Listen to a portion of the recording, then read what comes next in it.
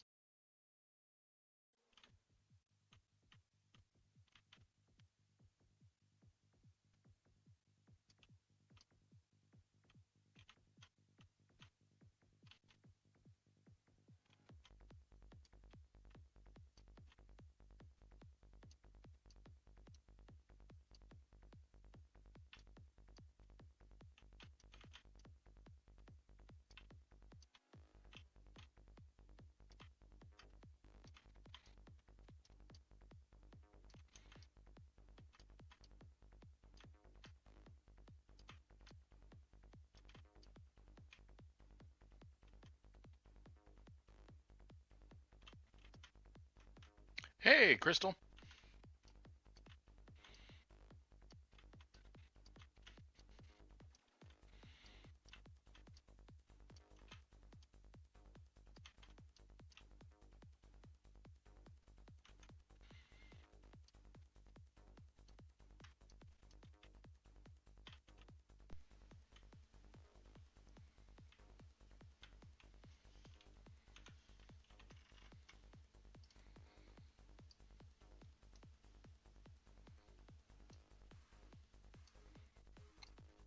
How's it going, Crystal? How's it going? There we go.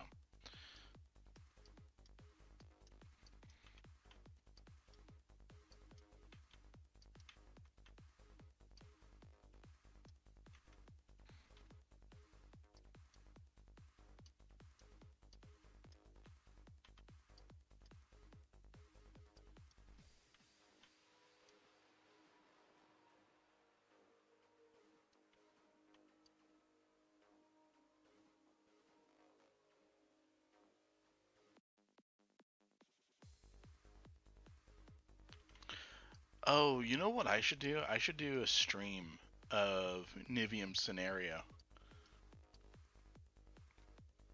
That'd be fun.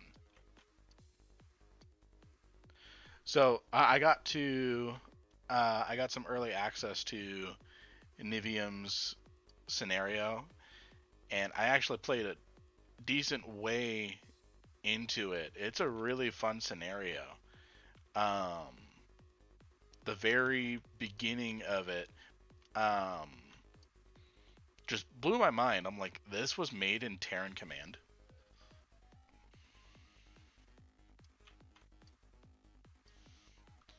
In fact, let me go ahead and advertise the stream in Nivium's Discord.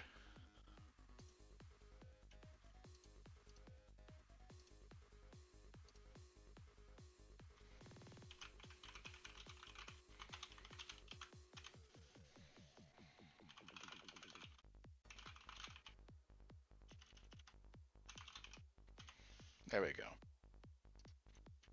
Yeah, no, it's a fun mission. And I was playing um, a beta version, I guess you would call it, for the purposes of making that video. So yeah, it was fun, and it's a good scenario. I like it a lot. I shouldn't say good. It's a great scenario.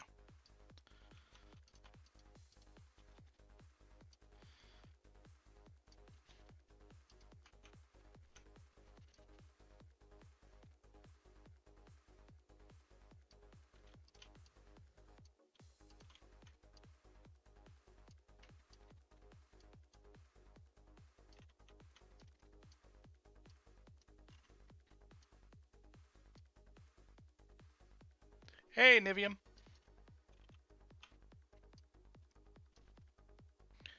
Hello, Desiree.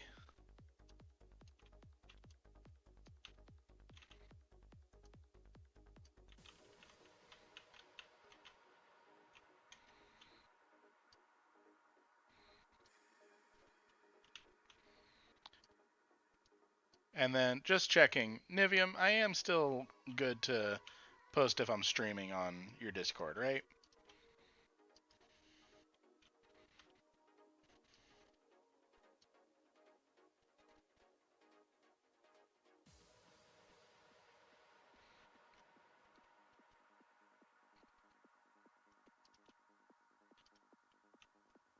Yeah, Crystal, be sure to download the newest link for Starship Troopers Decadence, because there's some fixes Nivium has introduced.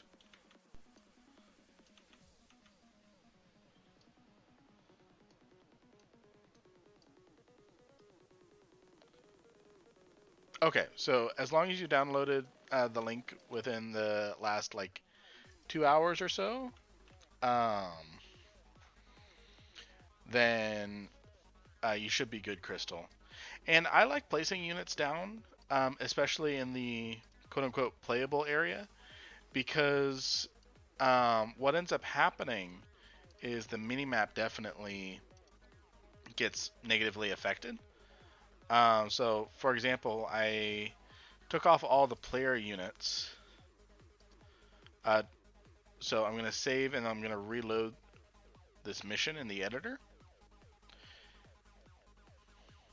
So you'll see that all the light tan area on the minimap is no longer lit because the minimap is actually determined by whether it's traversable terrain or not. So then if I add that unit back in and then save and load again, the thumbnail is going to update to traversable terrain.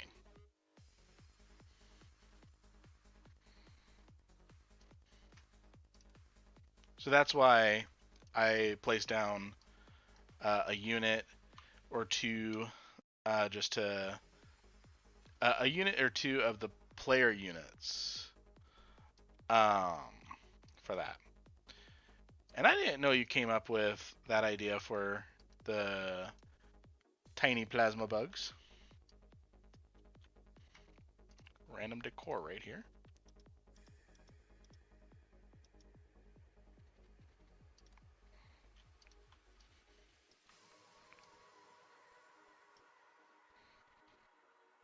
And I have no attachment to this music or anything. I just picked like the best sounding royalty free Spotify playlist.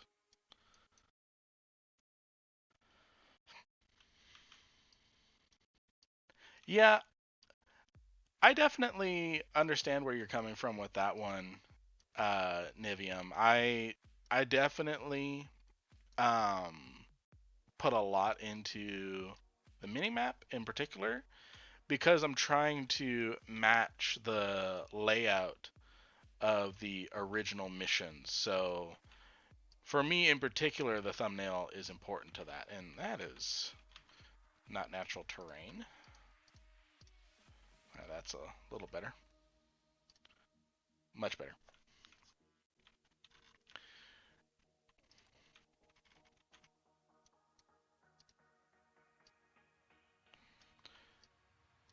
So it's exciting to see that the devs are um, back from holiday and they're taking some feedback into account.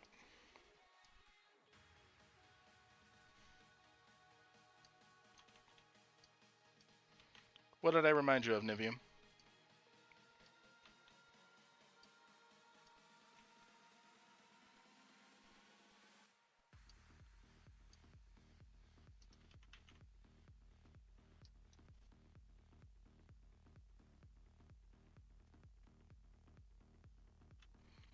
Well, yeah, they're UK based, so they get some uh, long holidays. So it's totally understandable.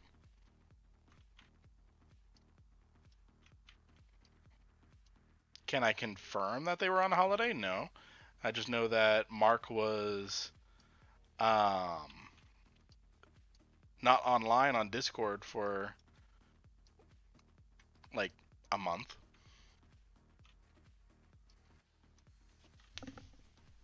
Mark H. Mark is a cool dude.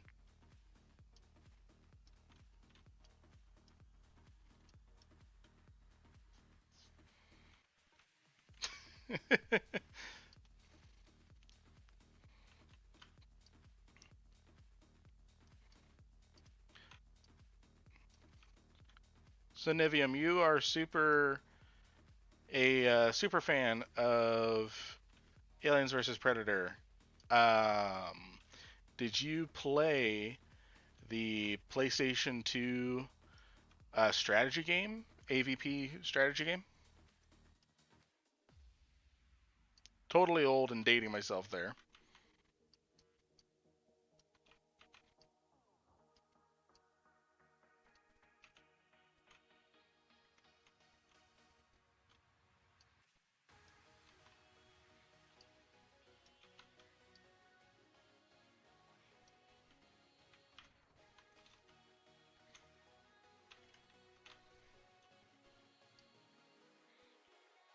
I wonder how many people I'm turning away just from the cringe of this music.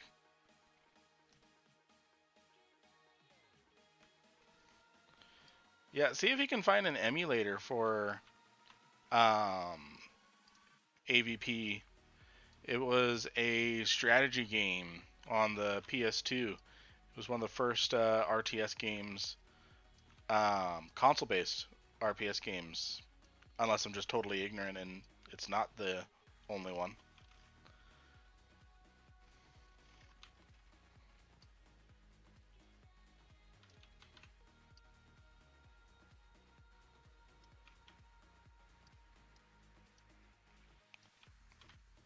Or I should say, it may not be the first console-based strategy game. In my mind, it is.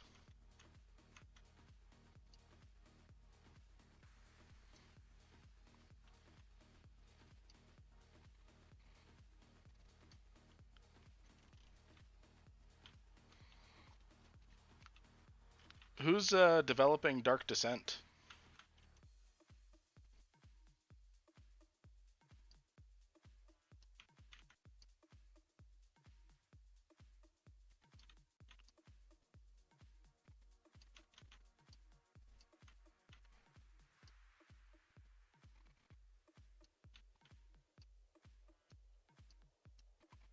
And by the way, anyone that is willing to have their voice on stream or whatever, I am actually currently in the Terran Command Discord. So if anyone wants to chat, ask questions, I'm there.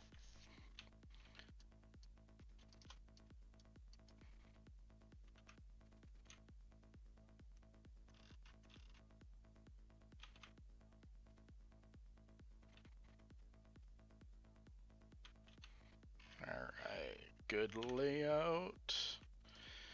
And I learned a way hard lesson with Paradise Lost, and I'm a save-aholic.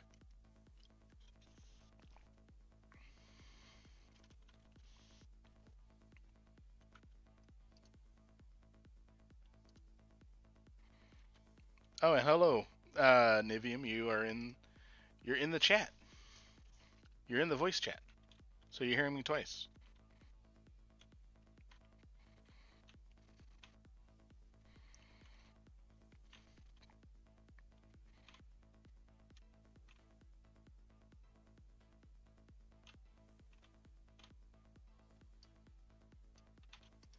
Not what I wanted to do. There we go. All right, now one of my favorite tricks to adding definition to these rocky areas here is Star Wars trick, just spinning. It's very tedious, but it definitely does a good job of just breaking things up, especially, and I don't get really too detailed on the cliff faces just because no one realistically should be able to see them through the fog of war, so I just add little bands. Maybe like right here I'll add some different definitions.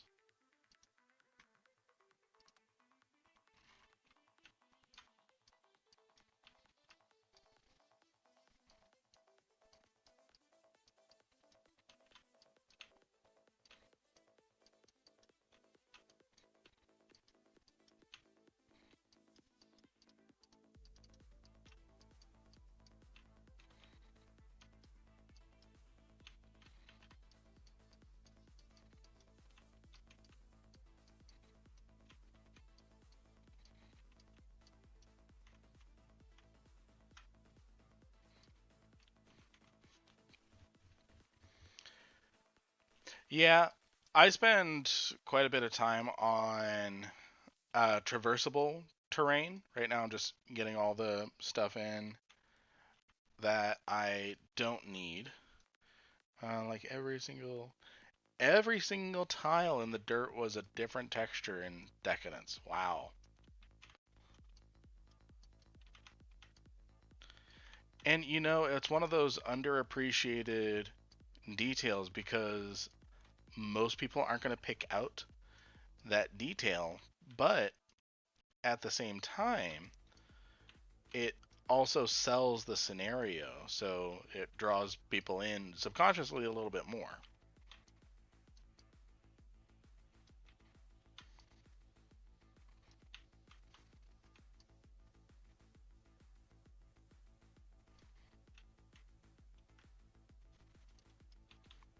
Yeah, it's definitely noticeable if it's just the straight rock texture just by itself. Like that adds some nice variation there where you can see different uh, bump maps. You can see different textures peeking through. So it definitely adds some nice variation there. And definitely variety is the spice of life when it comes to map making. I used to do a lot of scenario editing for an old game called Star Wars Galactic Battlegrounds. I think people still make scenarios for it. I know there's a big conversion mod that's getting regular updates still. Um, but yeah, I used to make scenarios um, for that game a lot. I think I made a Starship Troopers scenario in that game. It was just an old isometric Star Wars strategy game based off the Age of Empires, Age of Kings engine. So wasn't anything huge to write home about, but the scenario editor sure was something to write home about. Now this is where I'm going to spend most of my time.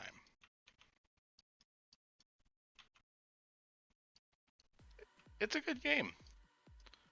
I played it for 10 years when I was younger.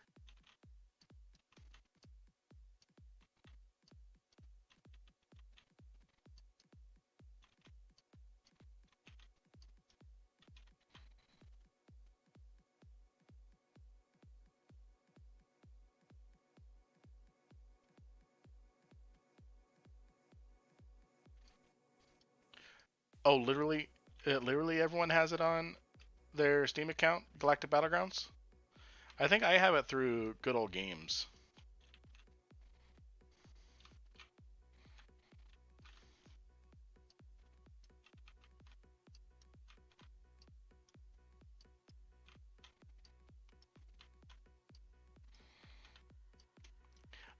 I want to make a mod for chariot bugs, specifically for my campaign, um, where they're faster.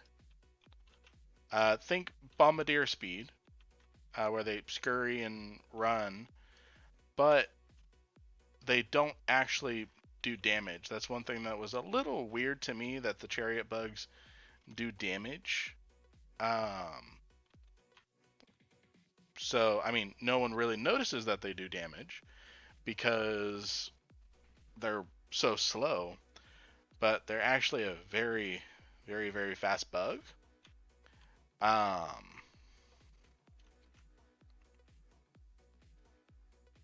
I personally think it's weird that they do damage because, I mean, yeah, they would bite in self-defense, but mostly their job is to just carry the brain bug and run otherwise.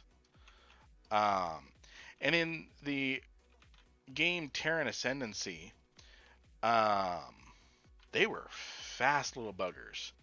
So if anyone's played um, the mission Restore Hope, and you had to capture hopper bugs, there's a similar mechanic in this mission, just early on, before getting to the fun part of the mission.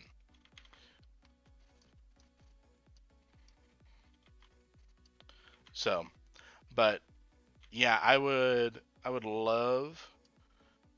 So I haven't committed to actually doing it yet, but I would love to, and highly considering making a mod that changes chariot bug behavior to do no damage and have high speed.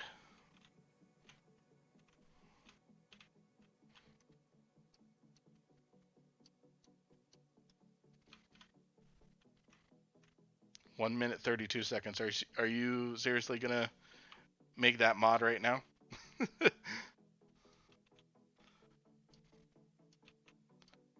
Or is that your way of saying you're going AFK for a second?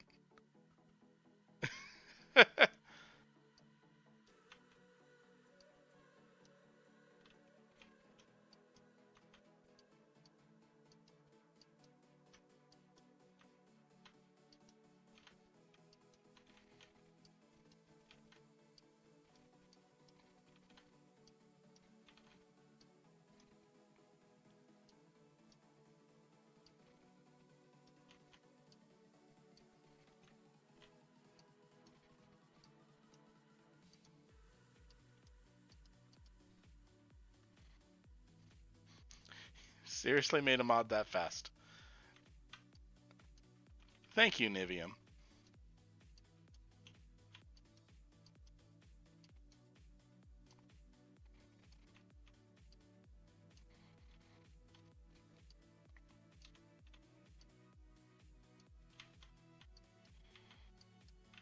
That is awesome. I guess the turnaround time for mod development for you has really sped up now that you're not spending all your time developing the FUM update or Starship Troopers Decadence.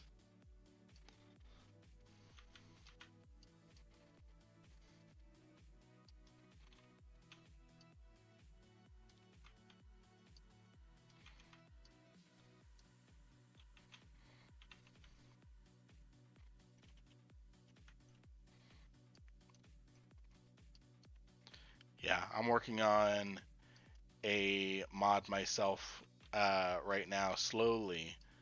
It's not needed for my campaign, which is probably why it's going slowly, but I'm looking to make a electric fence from Starship Troopers 2.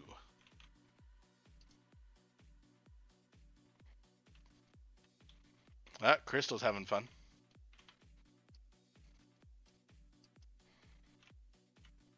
Yep, that's why I was saying it's the Dark Souls of Terran Command. But it's one of those games where you can't put it down. You're like, oh man, I can do that better. I can do that better. I can do that better. Restart. I can do that better.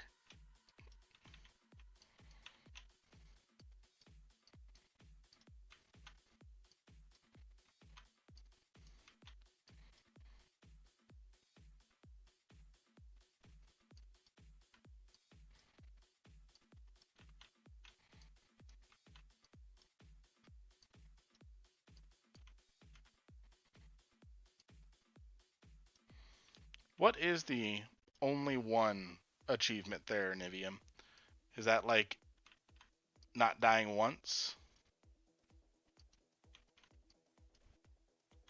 Complete the game without dying.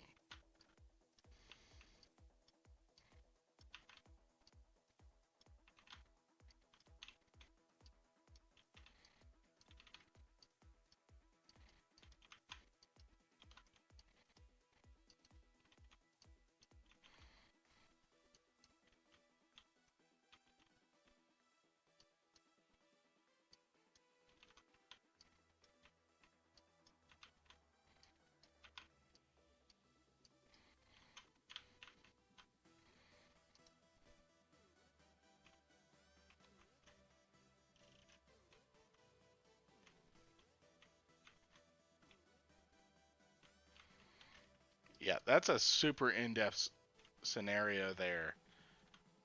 And while I haven't played much outside of initially playing and recording it for the video, I love it. It's a great mission.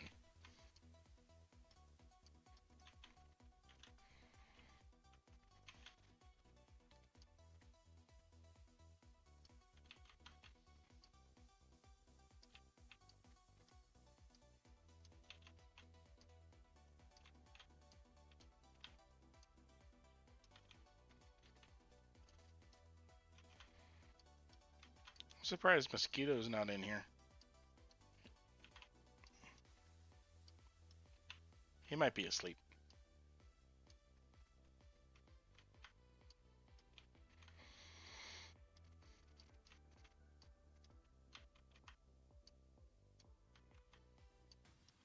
Has anyone heard from the Big TG recently?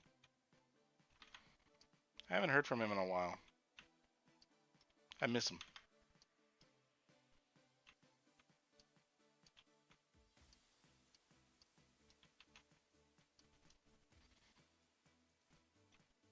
He's probably working on a awesome scenario or something and just heads down. Speaking of awesome, demo.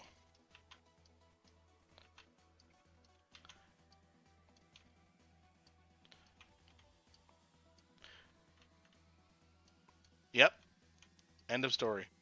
Just demo. Um, but with that said, demos putting so much effort and quality into his scenario. I'm assuming it's a he, given the profile picture. Um, he's putting so much effort into his scenario that my one concern is that it'll end up like Star Citizen, super pretty but can't play. Which I'm totally teasing. I know he's gonna come out with it. Oh yeah, his scenario file will be massive, just with all the decorations he's putting in. And that's one thing I'm noticing with a lot of scenario files just in general is the average scenario file size is increasing.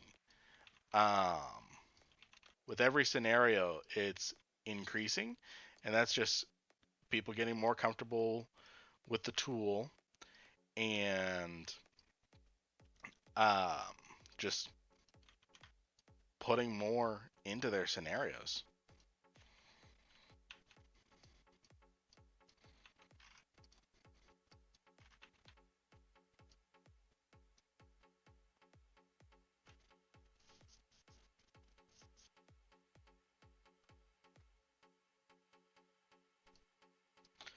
Yeah, I'm sure that demo is going to learn quick when it comes to the logic behind the trigger system.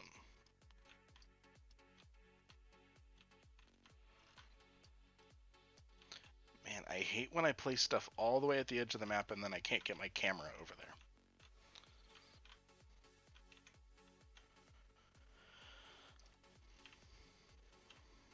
Alright, I did all that work, time to save.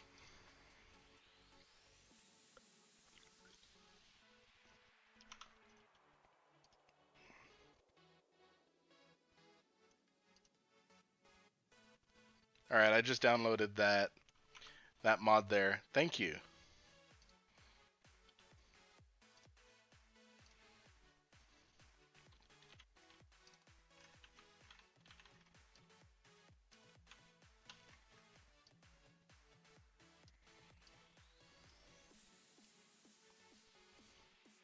Yeah, let me go ahead and install it. And then I'm going to make a... Well, first I gotta close down the game.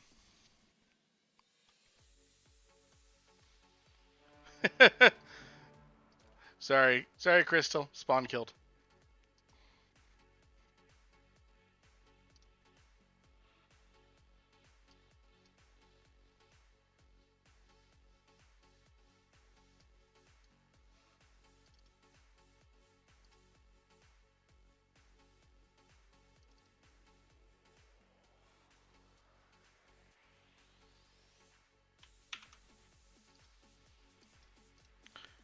Yeah, by the way, Crystal, when you die, your previous body gets turned into a zombie. So that might be what's happening there.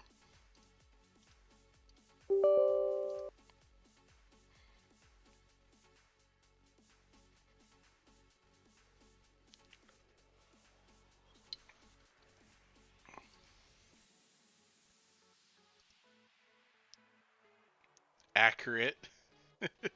Accurate cherry bugs. All right. Install.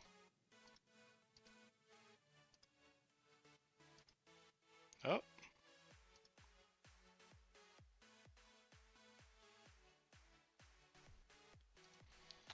Let's see here. So let's just give this 50-51.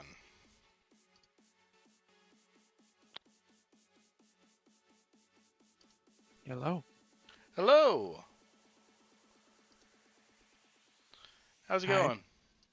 Good. How about you? Doing good. Doing good. I am live on YouTube right now. I saw. We're currently trying out a mod Nivium made for because I mildly complained about the accuracy of chariot bugs. So Nivium made a mod. um, so that way chariot bugs do no damage, but they're faster.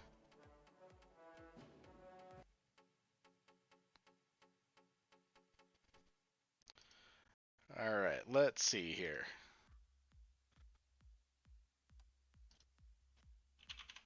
So we've got chariot bugs and accurate chariot bugs.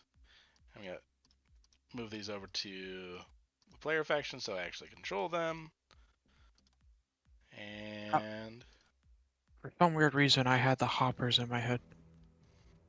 oh, no worries. No, I like the hoppers. All the units are really good. I just have personal pet peeves with chariots, and I swear, Nivium, if you made them like almost teleport, they're that fast. I'm gonna laugh. So this is normal chariot bug speed.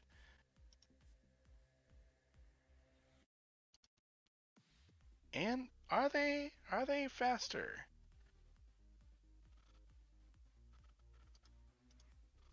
Slightly.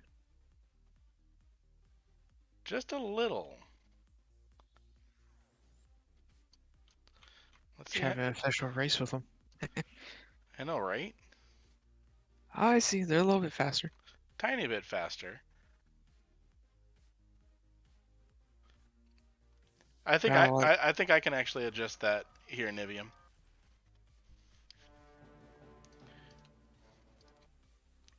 So let's go into speed.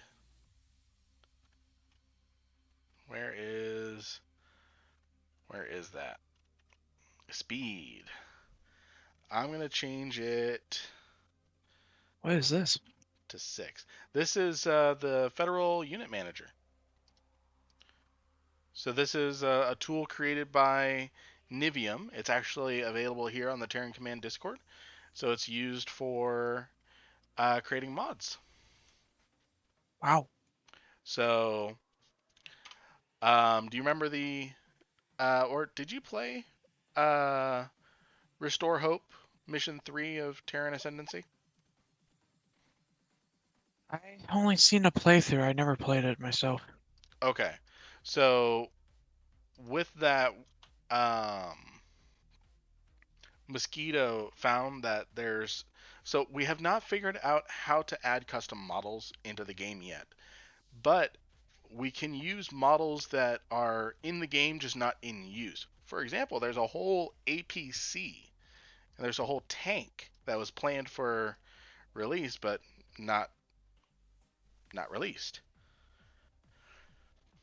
Yep. So there's a mod for Rippler bugs, which were from the Starship Troopers animated TV show.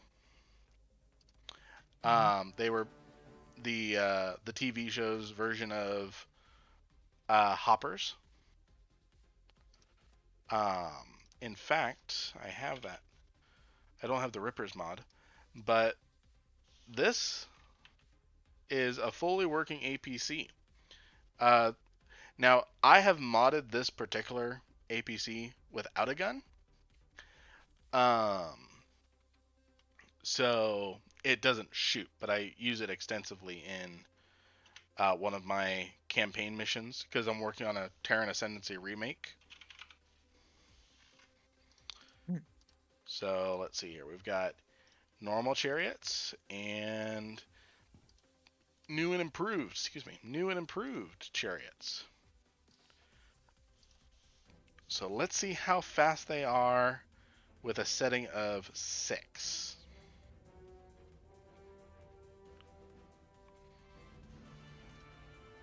And this time I'm just going to select both and right click. Oh, much faster.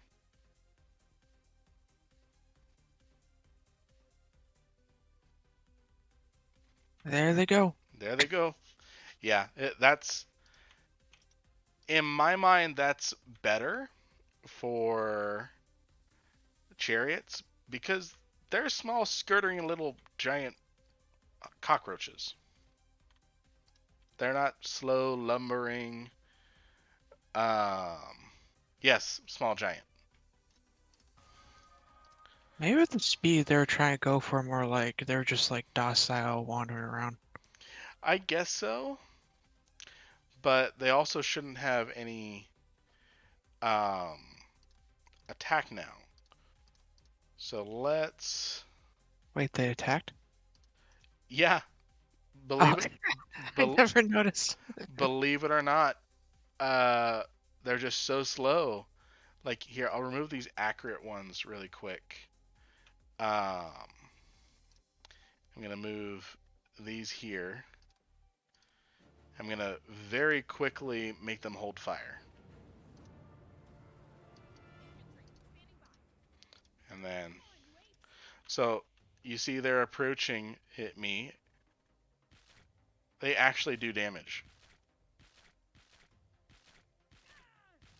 Like 2 damage or something? Yeah, like, Oh, but no one knows that they do damage. No one knows that they do damage because they die almost instantly. So, but one thing I do want to test to see is what happens with the accurate ones now. What do they do because they technically have no weapon?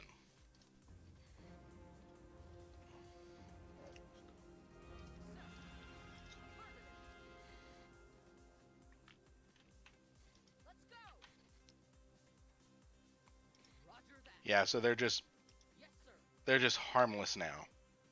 And if I shoot them, they just stand still.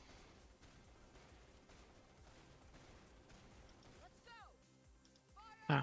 And apparently they don't want to die. Pretty accurate. Well, that's one way to kill them.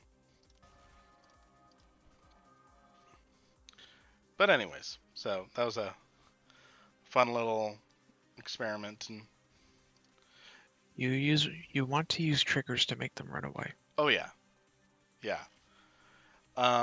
This is mission 3 of my Terran Ascendancy remake. Mm. So this is where I'm using the truck mod, Nice. the APC mod. So yeah, and then in Restore Hope, during the second half of this mission, hopper bugs will spawn, and you actually have to use you know how snipers, they have that sensor relay and bugs are attracted to it, and we only used it like once in the campaign. Hmm. Um, hopper bugs will spawn in certain areas, and then you have to use your snipers, sneak up on the hoppers, use a sensor deploy or sensor array thing to lure the hoppers in, and as soon as they attack it, they get captured. So then, yeah. Ah. So there's some neat mechanics. So the player in this mission here will have to do that as well. So I'm gonna hold off on adding any more units because I'm just chilling and painting, and Nivium is developing mods at the slightest hint of annoyance from me going, I wish that they did this. Boom, there's a mod. Can I throw in my own? Yeah. Cool beans. So I'm actually trying to do my own mod series where I'm recreating like the EDF campaign, but in Starship Trooper format.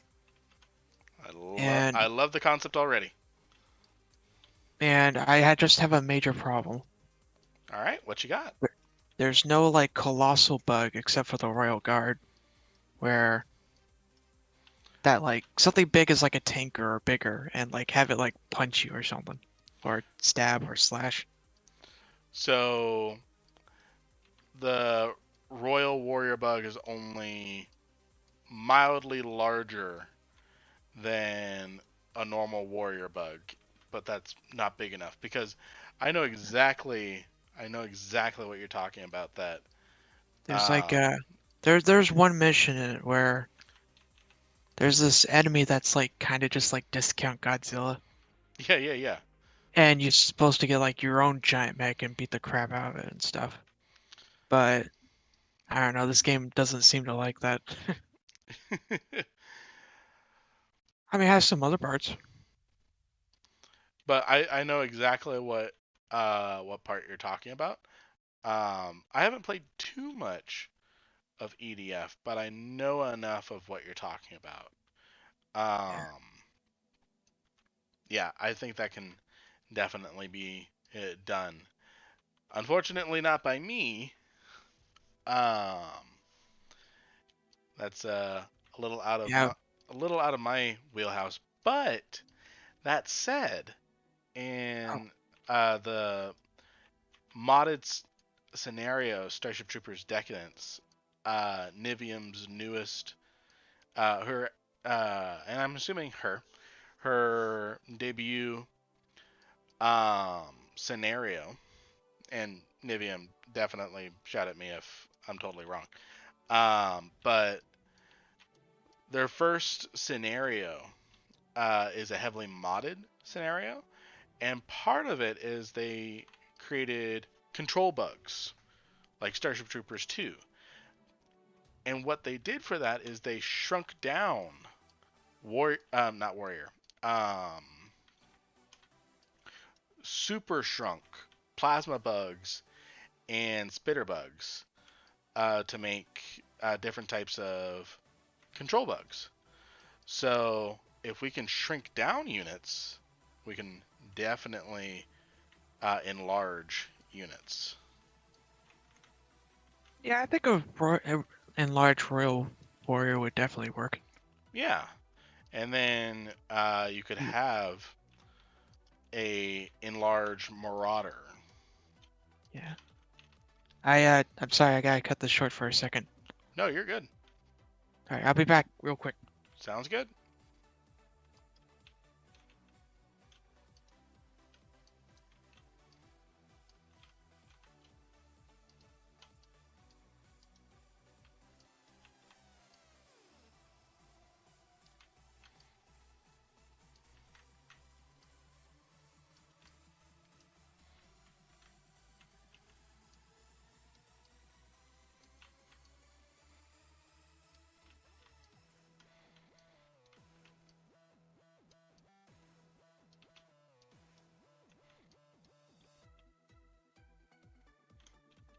Okay, sorry about that. No worries. Welcome back. I gotta do this again in like 10 minutes, No worries. and then that's it. Not a problem at all.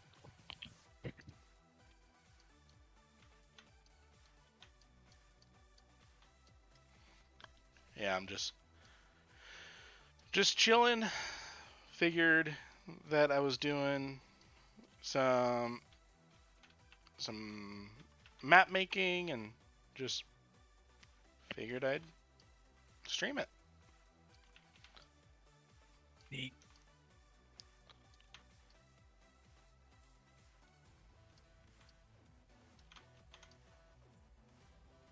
Are you looking forward to Starship Troopers Extermination? Yep. Seems like what's the word? Seems like it's going to be pretty chaotic, I guess. Yeah, I think it's definitely going to be a little touch of chaotic, but pretty good. Hmm. Yeah, Nivium, I think it is online only. I know that There's bots if there's not enough players. Um, they're not the best bots, but there is matchmaking um, in extermination, and I believe it's up to 16 players.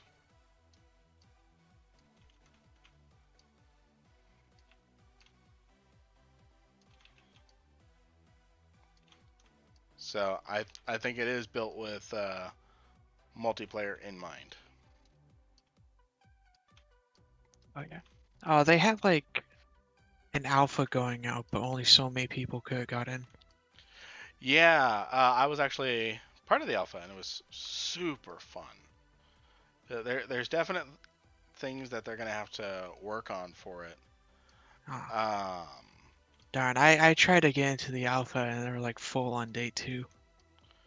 really, Or was it day 3? because I joined and they still had because they had a unless it was recent. No, Let's see. this is a while ago. Yeah, because I was able to get into that one pretty quick.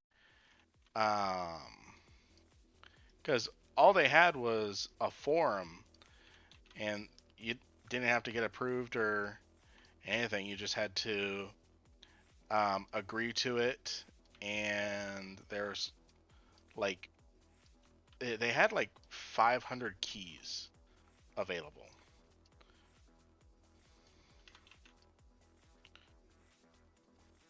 And I think the most amount of people that actually participated in the alpha was like 300. But yeah, it's definitely going to be a fun game. And I cannot wait for the Lava DLC for Terran Command.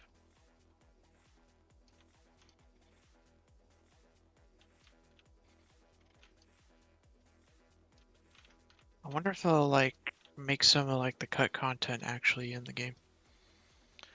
I hope so.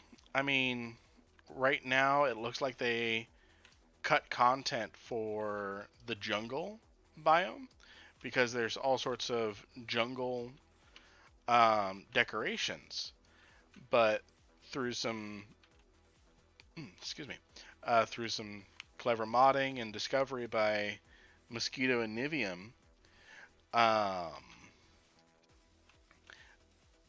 we have access to that. So all those palm trees that were in that mission I briefly showed, those are cut decorations. And we modded them back in. We as in Mosquito and Nivium.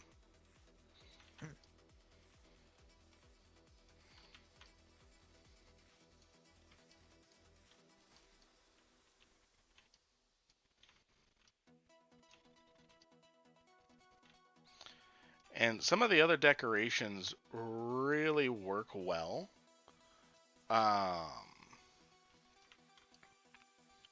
with each other. So, for example,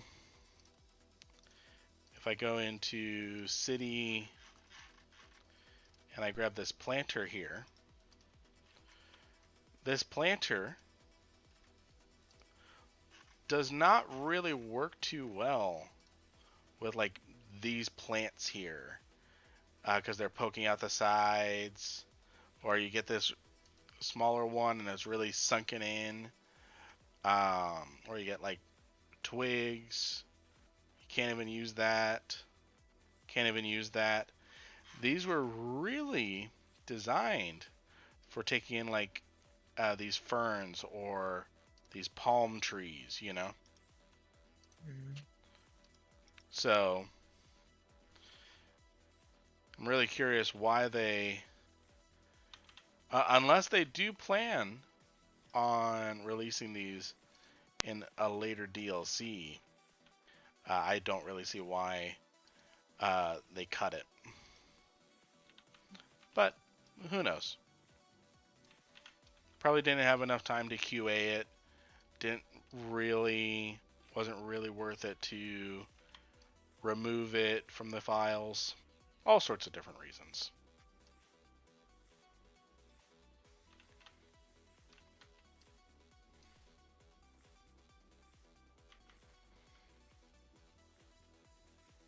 maybe they ran out of time. I mean, they did have to delay the game, I think. Yeah, they did have to delay it a few times. Nivium, you used it as a chocolate chip cookie?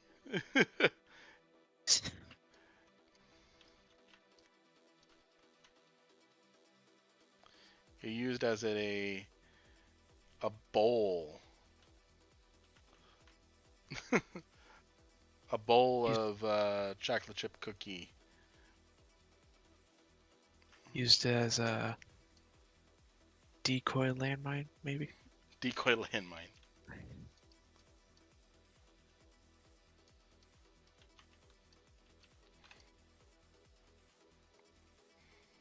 Ah, I just realized what I'm missing in this mission. What's that? I need to add dialogue, Dialogue is but good. yeah, but like there's gonna be a lot of dialogue. I definitely feel that. A lot of my scenarios have lots of dialogue. I could practically write an essay with this much dialogue.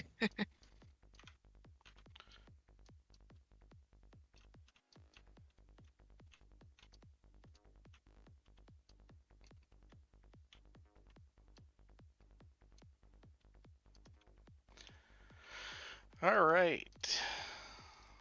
One final pass of terrain. And this is the terrain that really kind of ties it all together is sandy dunes.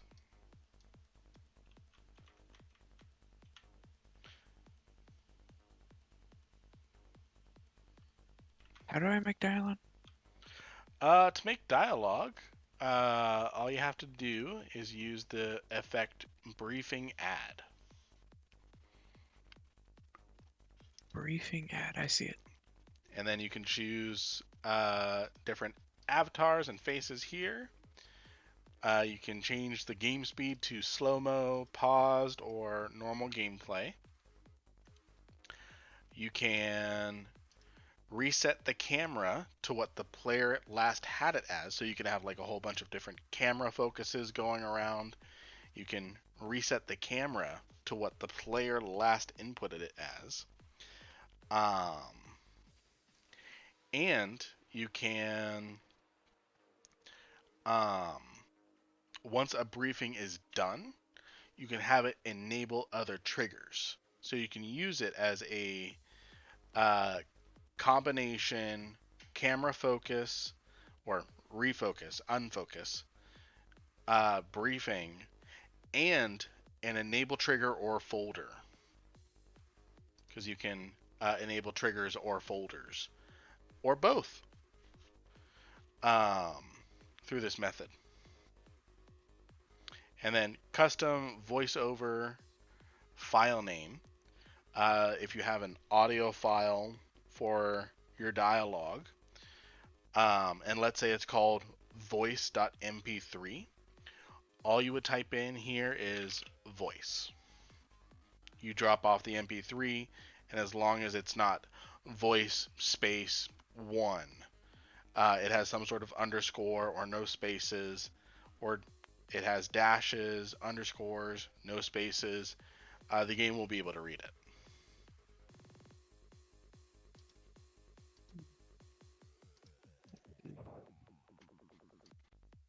Kind of overwhelming, to be honest.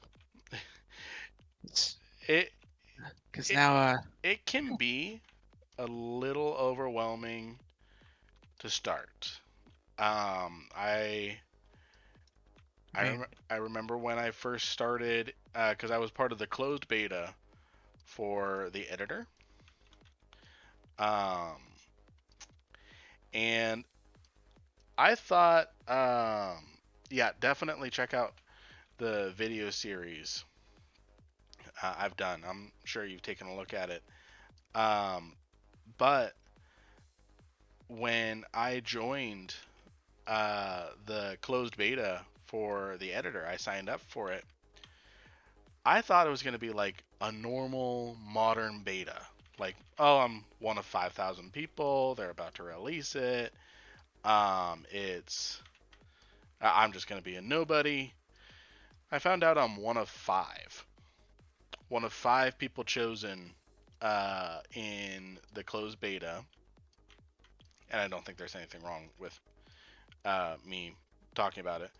But I'm like shocked and humbled at the same time, going, oh no, I can't sit on my hands and let someone else uh, just take over the tool and me learn from them.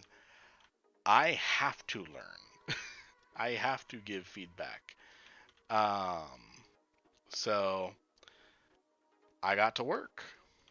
I got to work and I just started testing random uh, things.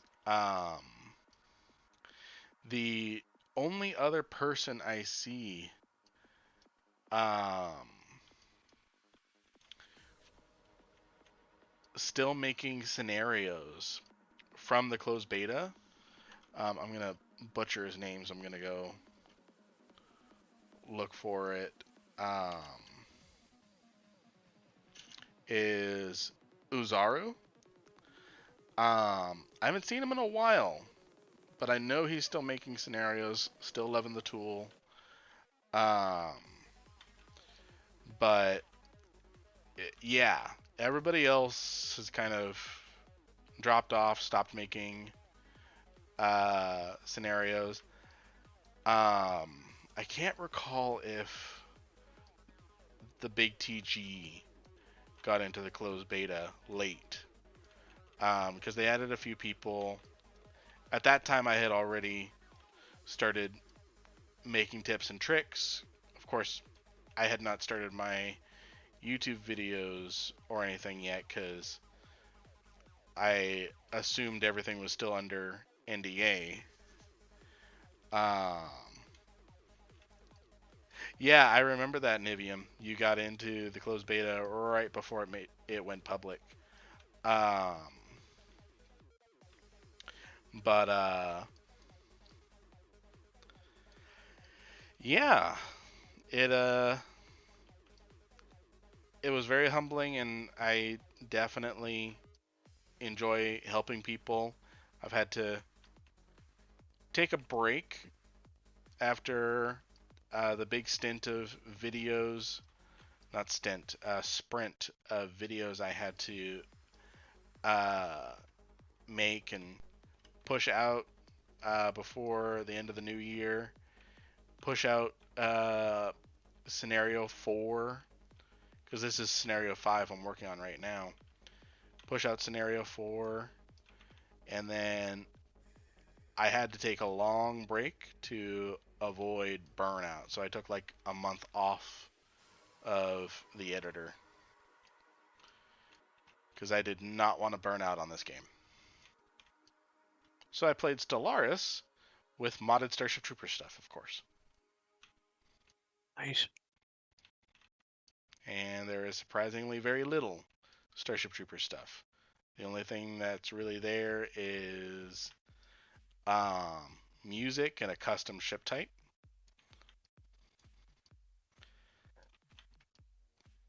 But Stellaris has built in, like not modded or anything. It actually has like a ethos or a way of running your empire called Citizen Service. And it literally has the logo for the Citizen Federation. So, and I think uh,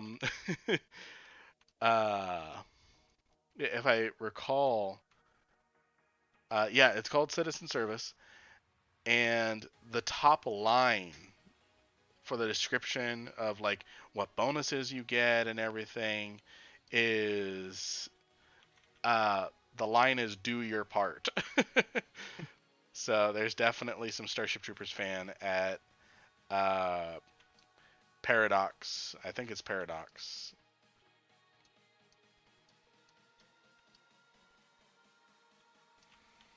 Yeah, I'm gonna have to stream some Stellaris as the Citizen Federation.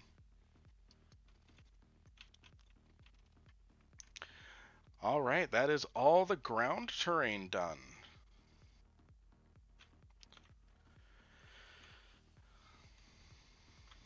And this is before I even get into decorations. I know, grab the rock decorations. My favorite thing to do when decorating rocks is just grab a rock, like this one, hold down O or P so it's just constantly rotating, zoom all the way out, and just go plop, plop, just all the way out so I'm not like having to constantly move and rotate my camera.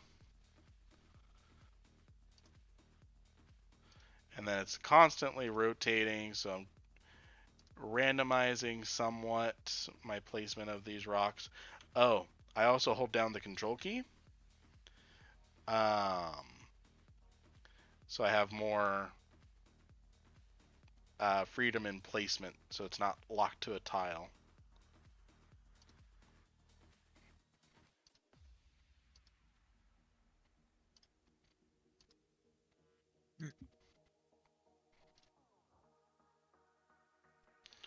Oh, the tiny rocks? Tiny rocks? Just crack some knuckles here.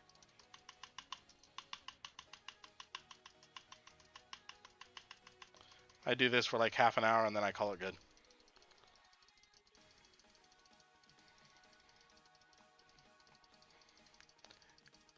And then after a half hour, I switch to a different rock. And then spam again. Placing rocks down is fun.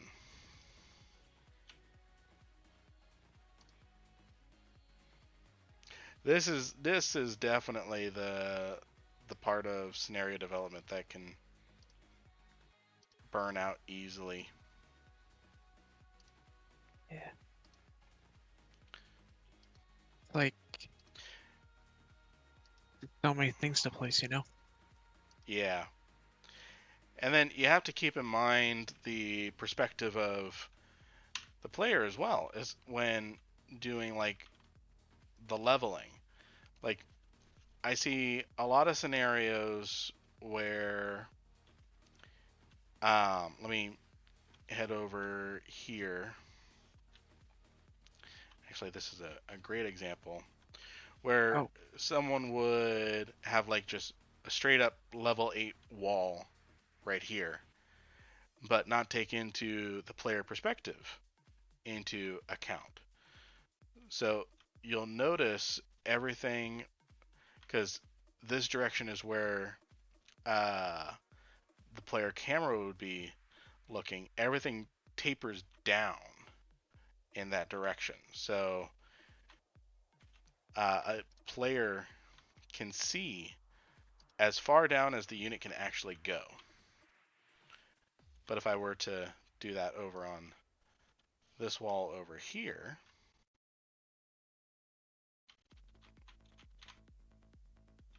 to where the player can still see their unit, we can see just how far of a difference that is. So there could be hidden enemies or something like that. So definitely, even keeping tapering levels of terrain off is huge.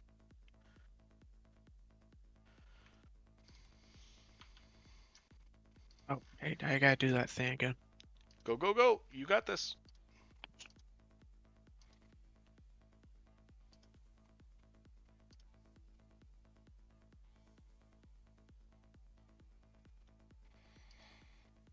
Yeah, I would agree with that, Nivium. Um, that's one thing that definitely separates certain scenarios apart is if the designer thinks about the player, which thankfully most people do. So I'm not here calling anybody out or anything of that nature. But just for people to keep in mind.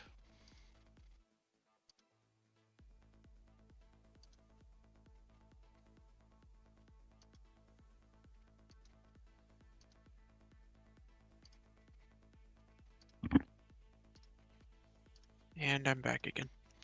Welcome back. Thank you. You're welcome.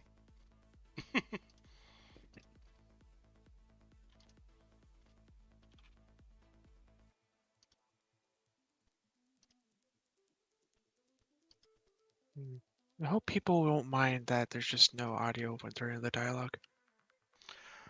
Um, it really depends on what you're trying to do because a lot of, in fact, most scenarios don't have audio. Most player-made scenarios don't have audio.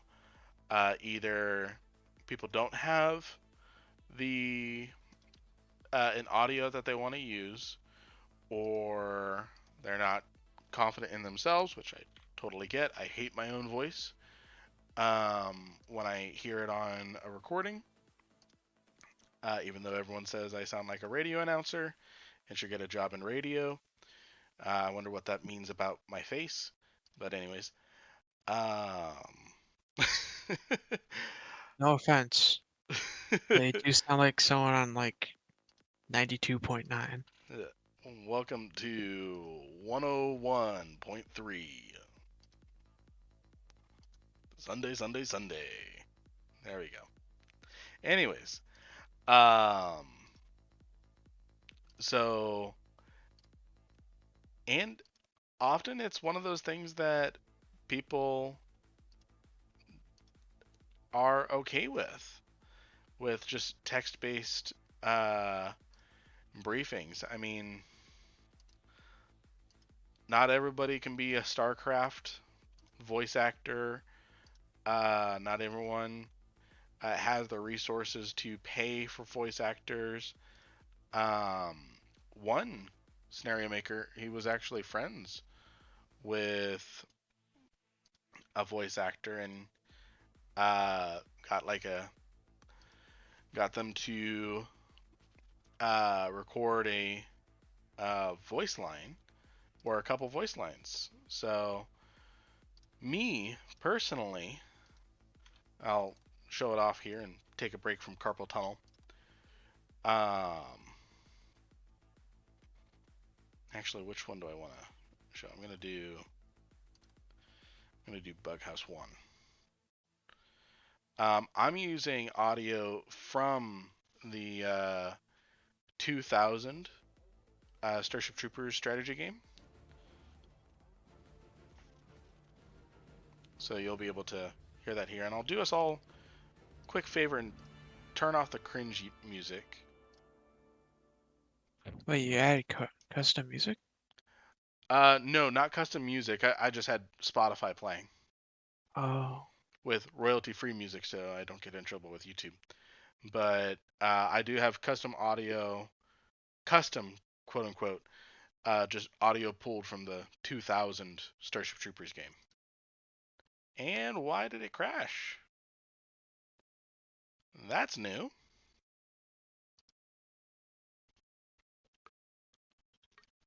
Oh, sorry, Naveem.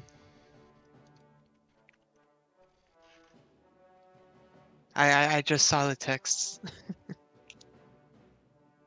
Oh. The heck? There's like no audio notifications, so I don't know when.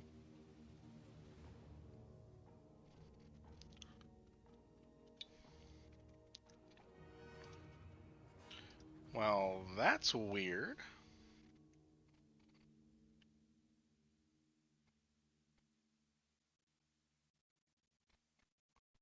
Time to investigate why my missions aren't working.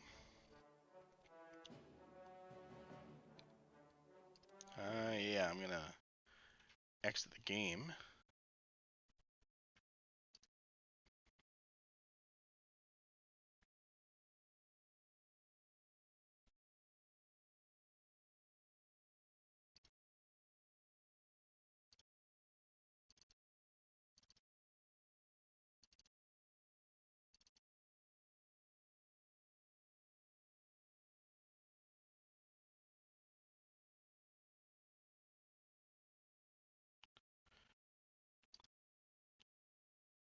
It's a good thing I have everything all packaged,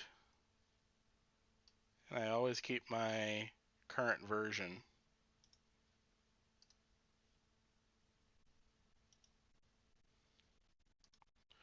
I'm just gonna extract my release version.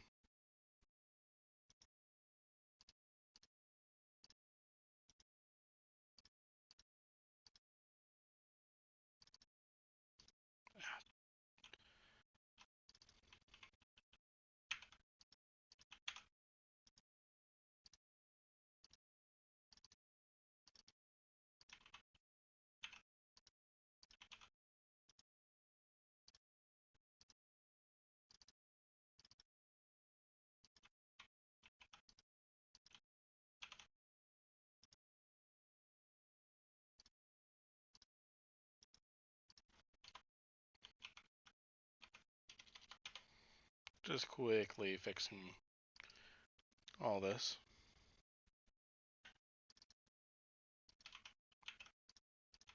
So that way I can show you audio. And hopefully this fixes it, because these are files I used for my Google Drive. And I know they work.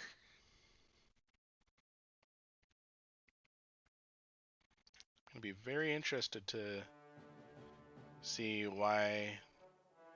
Okay, they should work now.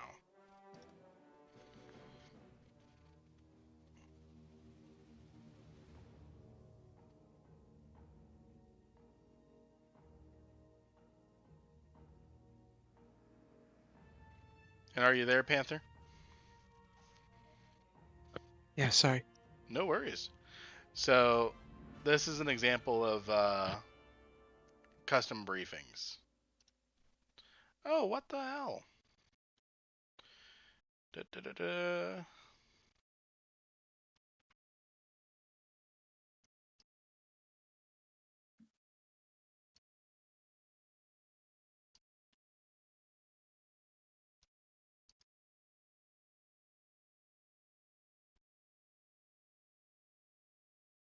Okay, go into the scenario folder.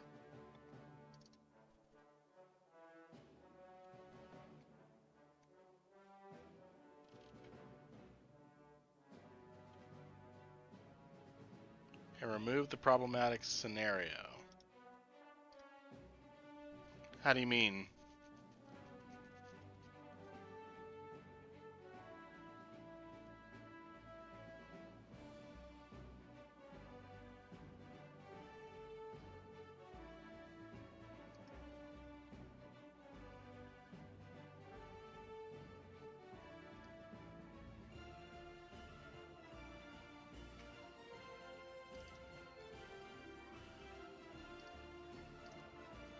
I can't process while that music's playing. I love it, but I'm too filled with glory. Let's see.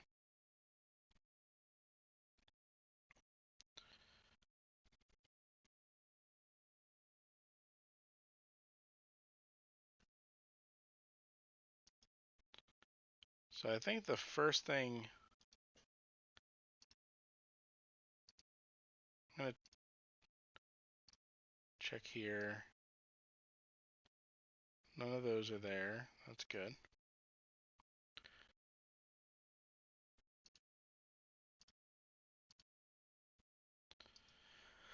All right.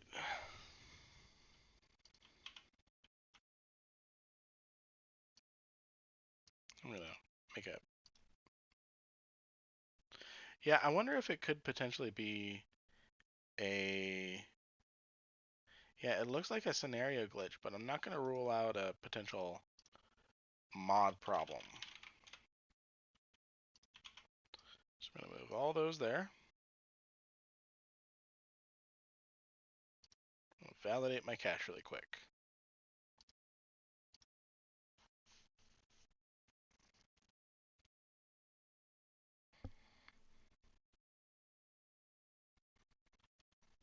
And this may end up being the end of the stream because it's starting to get late for me. So once we get this all fixed and resolved, we'll take it from there. Okay.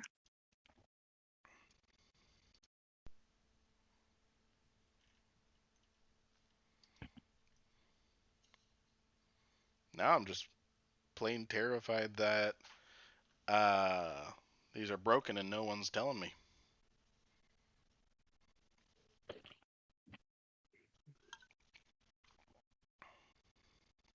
This is a big reason why I try to avoid using custom things. I don't want to get like files corrected and stuff. Yeah, this is yeah, it's a beta issue. It's nothing anything crazy like that.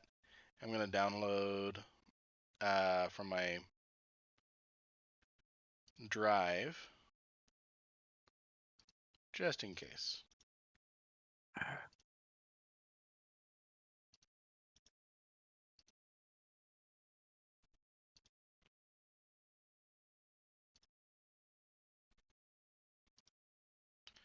All right, and then cool. All that should be good now.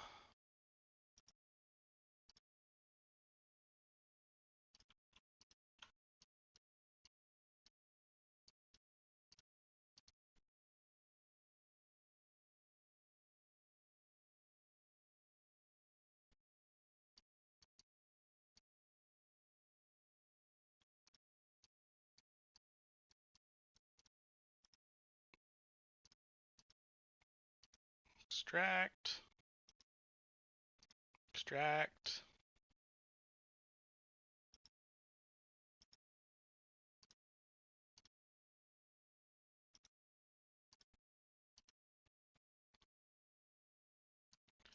All right.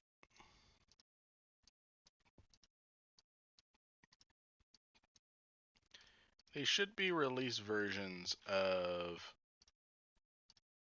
my scenarios, so we should be good.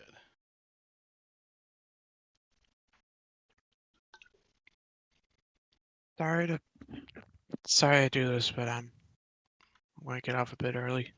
No worries. Thank you for the stream. Thank you for joining. Mhm. You have And a good. oh, and thank you both for teaching me some stuff here. You're very welcome. You have a great night. You too. All right. And you as well in the video. Alright, good night. Night. All right. And with that, just going to make sure I'm not crazy and that this scenario still works. And then we'll go ahead and hop off for the evening.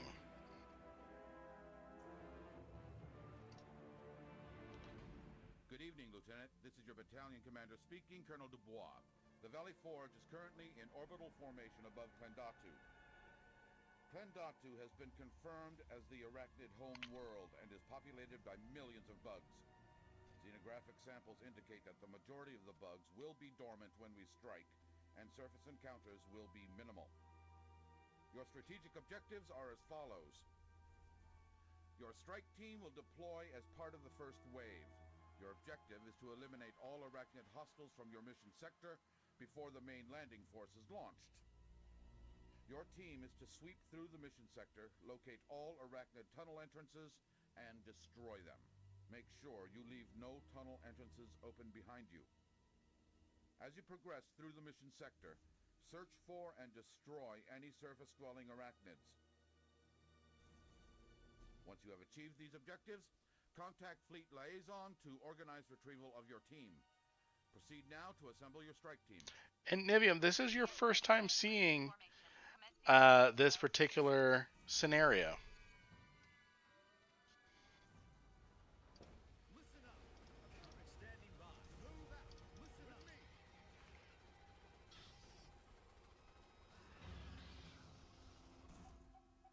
Lieutenant, this is Ensign De Silva. I'm your fleet liaison officer for this mission.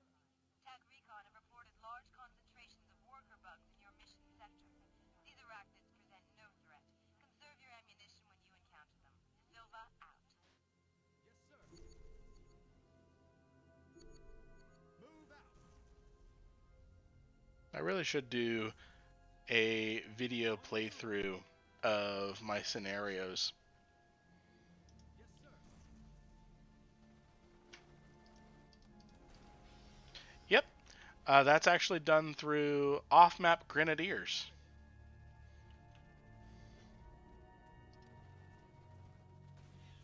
Or not necessarily off-map, just on the cliff faces.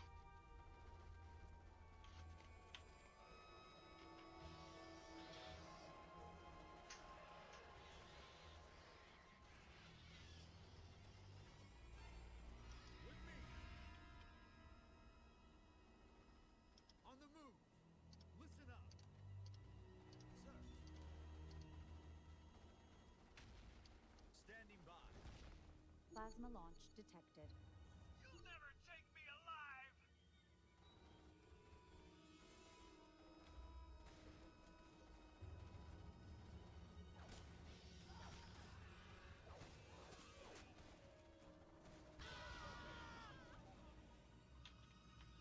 Sir.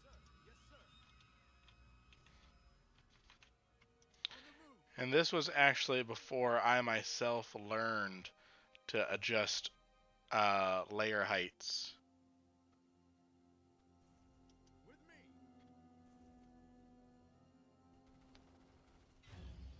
me. This is before I learned to readjust layer heights for the cliffs, so that way it's easier to read, so I'm not having to be like right here just to see the ground. Move out.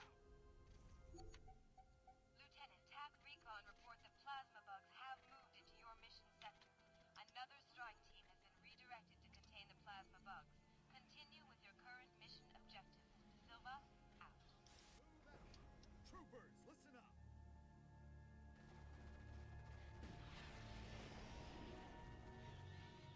Roger that. Yep, I definitely agree with that. But yeah, so this is mission 1. I'm actually not gonna show the beginning of mission 2 because it spoils a little bit of the ending to mission 1, so I'm not gonna spoil that for you, Nivium. Oh, I actually can't play Paradise Lost because I uninstalled the mod by verifying files. Let's see here.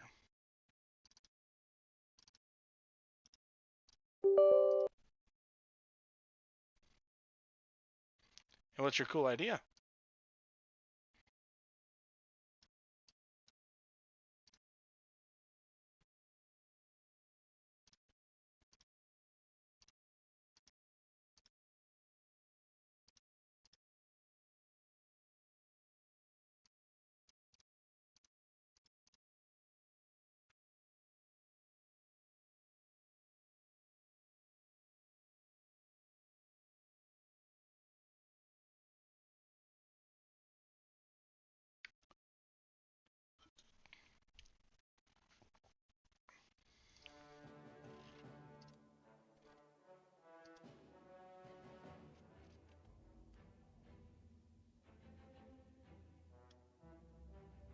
Alright, press install scenario in FUM and it loads extra data.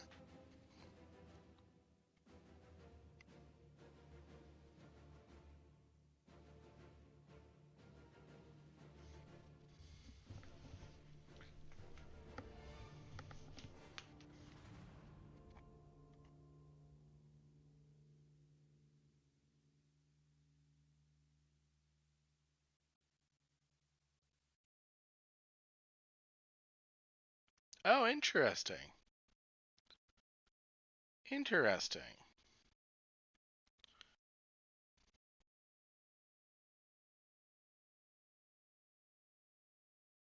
Okay.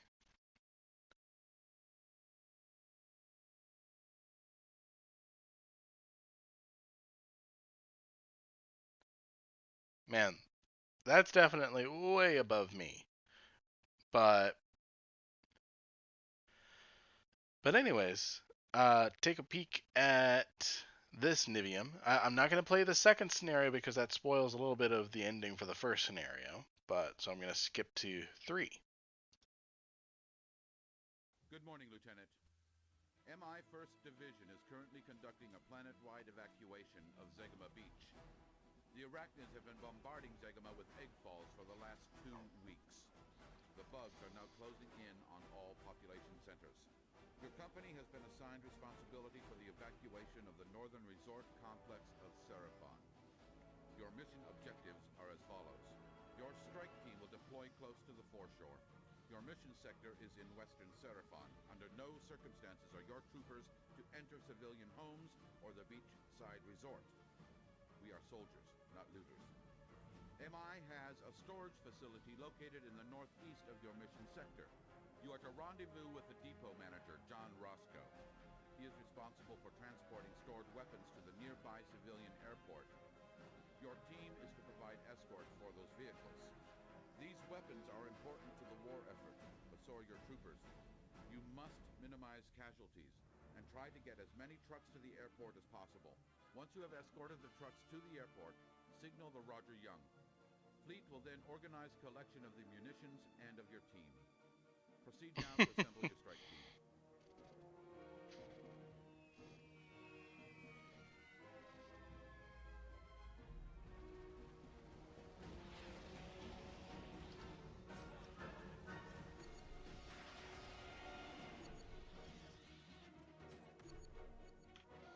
All right. So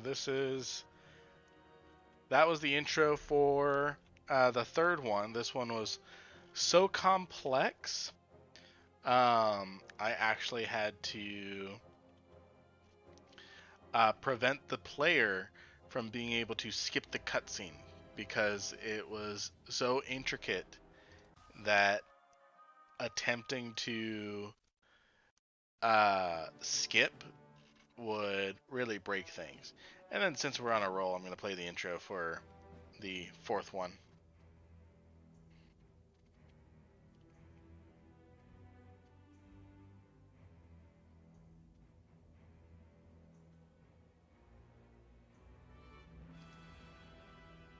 Good afternoon, Lieutenant. We are currently 3 parsecs deep in the Arachnid quarantine zone. The Roger Young is holding stationary orbit above the planet Dantana. MI 1st Division has been assigned responsibility for the rescue of Terran dissidents within the zone. The decision to evacuate these colonists has been ratified by the Terran Council, overruling the UCF interdict prohibiting federal action within the AQZ. Your strategic objectives are as follows. Your strike team will drop into the northern prairie of New Deseret. We have had no response from Fort Joe Smith, which is the main habitat in your mission sector. We suspect that Arachnids may have already overrun the settlement. However, TAC Recon are still registering low-level Terran power signals in the area around the fort. Your team must investigate Fort Joe Smith. If no colonists are found there, you must investigate the other structures in your mission sector. The comm station, the power generator, and the condenser array. TAC Recon have detected a new bug type. They're calling it the Hopper. Make sure you take a specimen capture weapon in case you encounter one of these creatures. This is a bug planet, and we are deep within their zone. Engage the enemy when necessary, but try to minimize danger to your troops. Xenographic analysis indicates a heavy bug presence in your mission sector. The tunnel network is extensive. Proceed now to assemble your strike team. You're welcome, Killa.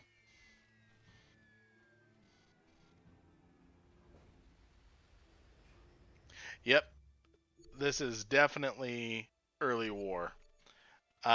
So what I absolutely, and it's always just so nostalgic for me is Terran Ascendancy. For me personally, has a really soft place in my heart because of the fact that start to finish, it takes you through um, the entire war. So my campaign recreation is going to take you from the start of the Bug War to the end of the Bug War.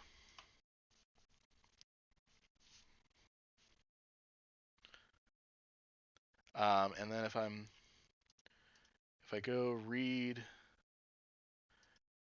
where is that?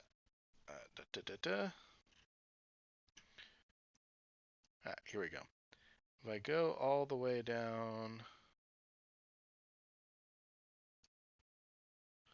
oh, that's mission 14. So the war in the game starts with the Battle of Klendathu in October of 2369, and then it ends on New Year's Day, 2372, according to Terran Ascendancy. So it's the year according to Terran Ascendancy. We never really got a year in the RPG book. Actually, I think we got a year in the RPG book. But we never really got a year in the movie verse. So it's, yeah. Let's see here. That one should be good.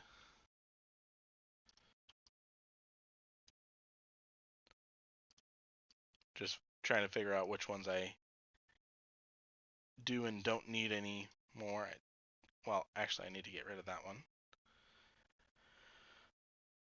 All right, this folder can go away.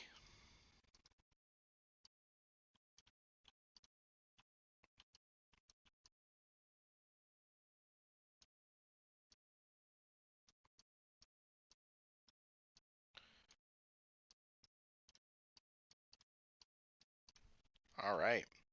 So that is all that I have today. We've been streaming for about an hour and a half. Most of it was spent decorating Mission 5 for the Terran Ascendancy remake project right here.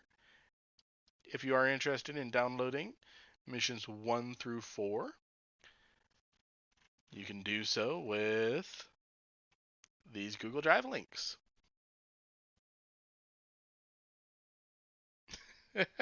No, that's what I love about streaming is the fact that I can get off track, but it definitely helps spurs the conversation. I'm helpful. Killa, I'm not sure if you caught it before, but you're welcome. I'm really happy to have been of help. And I am going to be working on more live streams, similar to this one right here, where we were mostly just chilling while I edit our map. But there's going to be ones where we're playing different Starship Troopers, as well as answering questions. And there's going to be more videos. I'm going to be working on more intermediate and advanced tutorials this year, as well as some revisions um, to some stuff that we now have a better understanding on. And then there's the link to my Terran Ascendancy project on Discord. So, awesome. All right.